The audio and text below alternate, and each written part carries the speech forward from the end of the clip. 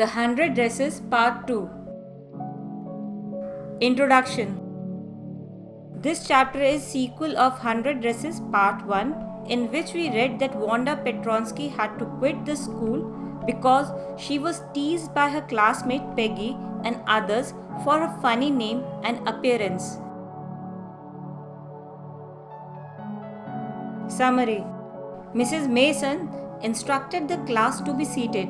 She had just received a letter from principal's office. Before reading it to them, she went through it thoughtfully. The facial expressions that appeared on her face told that letter was of great importance. The silence in the class grew tense and expectant. When she started reading, everybody listened to her attentively. The letter was from Wanda's father. Dear teacher, my Wanda will not come to your school anymore. Jake also. Now we move away to a big city. No more holler Polak. No more ask why funny name. Plenty of funny names in the big city. Yours truly, Jan Petronsky. There was a deep silence in the class. Miss Mason spoke in very low voice that she was very disappointed. It was very unfortunate that Wanda had to quit the school because of the discriminatory behavior of her classmates. Miss Mason further said that she hoped that the students of room number 13 hadn't done anything intentionally to hurt anyone's feelings. Whatever happened in the past was very sad and a thoughtless action. Everyone should think about their behavior. After listening to the letter, Maddie couldn't concentrate on her studies during the first period. It was true that she had never been a part of the game of teasing. Still, she regretted for being coward and not taking stand for Wanda. Maddie was sad as she never wanted to hurt Wanda's feelings. So, she decided to go to Boggins Heights and find out Wanda and tell her that she had won the drawing contest and all her designs were very beautiful.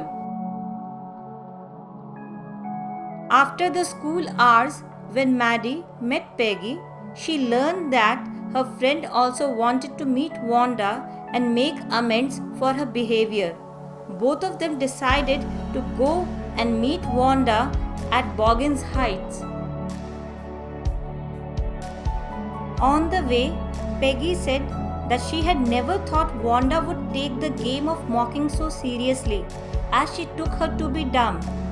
Whereas Maggie was thinking that they would apologize for hurting Wanda and promise her to take stand against such discriminatory behavior in future. When they reached Boggins Heights, they saw Wanda's house was modest and clean.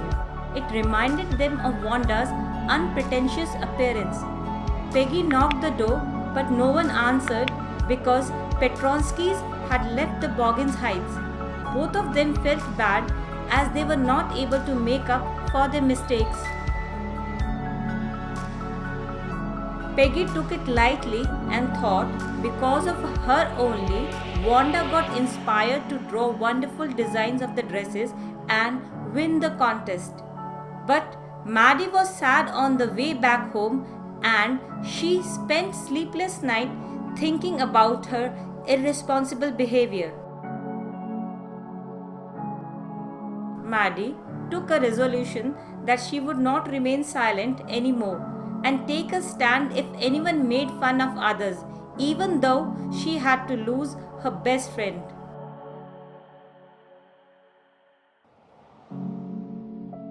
On Saturday afternoon, Maddie sat down with Peggy to write a friendly letter to Wanda, in which they mentioned Wanda had won the drawing contest.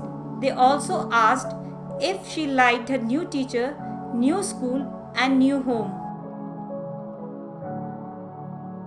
They mailed the letter to Boggins Heights, writing, "Please forward," on the envelope. Days passed by, they didn't get any reply from Wanda. They thought maybe she is still annoyed and hurt because of their behavior. With the passage of time, Peggy forgot about the incident. But Maddie was unable to do that. In her dreams, she often saw herself defending Wanda from the crowd of girls who were trying to make fun of her.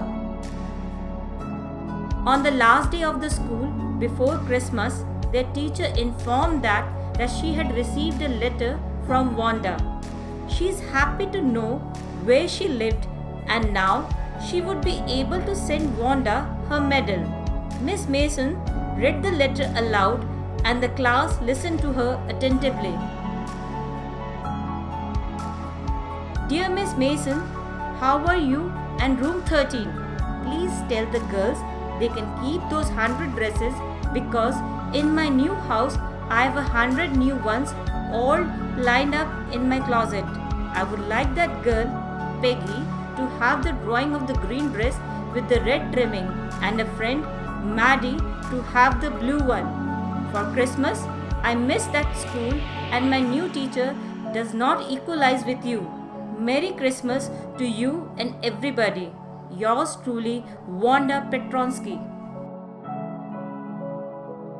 On the way back home, Peggy thought that Wanda really liked them as a friend, whereas Maddie felt sorry for not being able to meet Wanda in future while holding the drawing gifted by Wanda.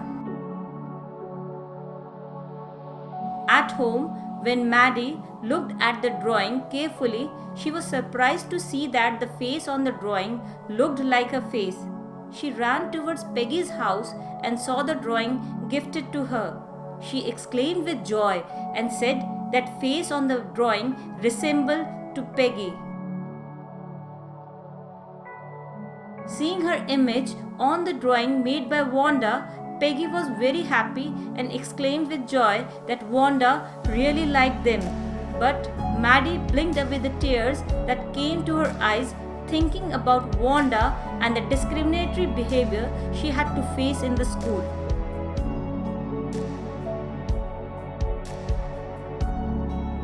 In the end, we can say that one should be kind and never discriminate others on the basis of their religion, physical appearance, family status, etc.